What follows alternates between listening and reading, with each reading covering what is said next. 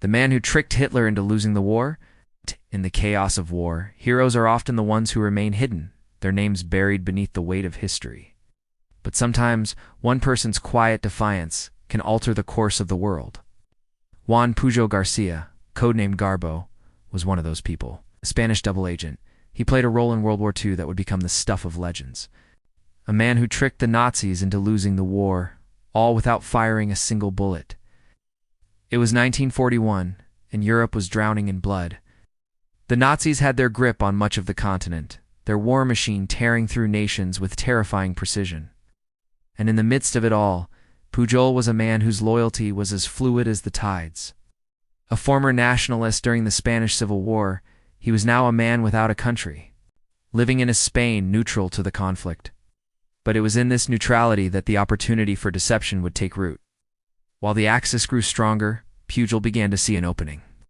The Nazis, obsessed with their own superiority, had created an intelligence network that was vast but flawed. The Allies, on the other hand, were scattered, desperate, and running out of time. Pujol saw his chance to turn the tide. And he did so with nothing more than a pen, a typewriter, and a mind as sharp as a blade.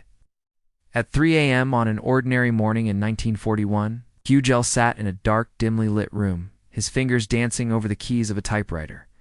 His mission was clear: infiltrate the German intelligence service, feed them lies, and help the Allies win the war. His method was brilliant in its simplicity. Pujol would create a fictional network of spies, fabricated names, fake reports, and hollow intelligence, all designed to mislead and confuse the Nazis. This was the birth of Garbo.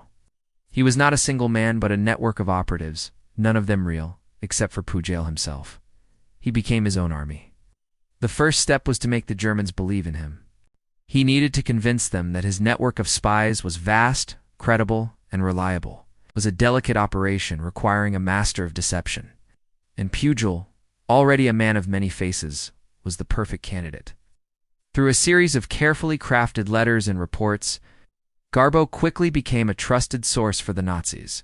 He fed them a steady stream of misinformation, false troop movements, fabricated supply drops, and invented strategies that sent Hitler's generals into a frenzy. But the real masterpiece would come when Pujol turned his attention to D-Day. It was 1944, and the Allies were preparing for Operation Overlord, the invasion of Normandy. The success of the operation hinged on one thing: convincing the Germans that the landing would occur elsewhere. The Nazis were watching the English Channel. Their forces concentrated on the north coast of France. If the Allies could deceive them, the beaches of Normandy would be undefended, ripe for the taking. And Garbo was the key. At 10 p.m., just days before D-Day, Pujol sent his most audacious report yet. He concocted a full-scale operation to mislead the Germans into thinking that the main invasion would take place at Pas-de-Calais, not Normandy. It was a gamble, one that could change the course of the war. But Pujol didn't just send a few fake reports. He orchestrated an entire charade. Through Garbo, he fed false intelligence to the Germans, who, desperate for answers, devoured every piece of it. What Pujol didn't know, what even the Allies didn't fully realize, was that the Germans were already in the midst of their own false hope. They were being played. Garbo's network was not just a single man. It was a symphony of lies that reverberated through the German intelligence system. To the Nazis, it was a web of spies, moving unseen across the European continent. To the Allies, it was the key to their survival. On June 6, 1944, when the Allied forces stormed the beaches of Normandy, Garbo's deception was already in motion. The German generals, who had been duped by Garbo's fake reports, were convinced that the real invasion would take place in Pas-de-Calais. They held their forces in reserve, waiting for the attack that never came. And when the Allies landed in Normandy, it was almost too late for the Germans to respond. They were paralyzed, confused by the false intelligence that had been carefully fed to them. The next morning, as the world watched the dawn of D-Day, Juan Pujol García sat in a quiet room, knowing that the greatest military operation in history had succeeded in large part due to his deception. Garbo had done what no soldier, no army, no weapon could have done. He had tricked the Nazis into their own destruction, all without ever setting foot on the battlefield. He had won the war with lies, But the story of Garbo doesn't end with the fall of the Third Reich. In the years that followed, Pujol's deception continued to haunt him. The Germans, realizing they had been duped, never knew who Garbo really was. They couldn't imagine that the greatest spy they had ever encountered was a man with no army, no weapons, and no real allies. They would search for him for years, but they would never find him. He remained a ghost.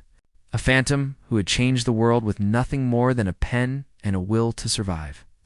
In the years after the war, Pujol's true identity was revealed. He was celebrated in the West, hailed as a hero, but his story remained largely unknown to the public. To many, Garbo was a myth, a shadow of the past that had helped bring down one of the most evil regimes the world had ever seen. But to those who knew the truth, Garbo was the man who had destroyed Nazism from within, not through force, but through the power of deception.